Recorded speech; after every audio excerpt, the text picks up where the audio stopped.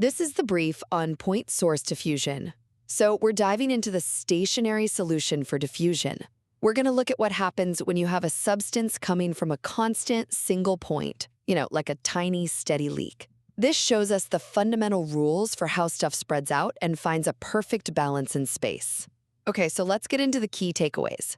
First, the whole system is governed by two related inverse power laws. One describes the concentration of the substance, and the other describes its flow away from that source. Second, the concentration potential. This follows what's called the inverse distance law. That's 1 over r.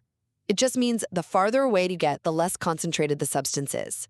This creates a really sharp peak right at the source, and that's what actually drives the substance to flow outwards. And finally, you've got the current density. That's the flow itself. It follows the inverse square law, so 1 over r squared. And this faster drop-off is absolutely crucial because it ensures the total amount of stuff flowing out stays constant. You see, as the substance spreads, the surface area it covers grows as r squared.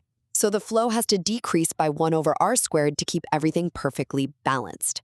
So that combination of the inverse distance potential and the inverse square flux, that's the elegant steady-state mechanism for any constant point source.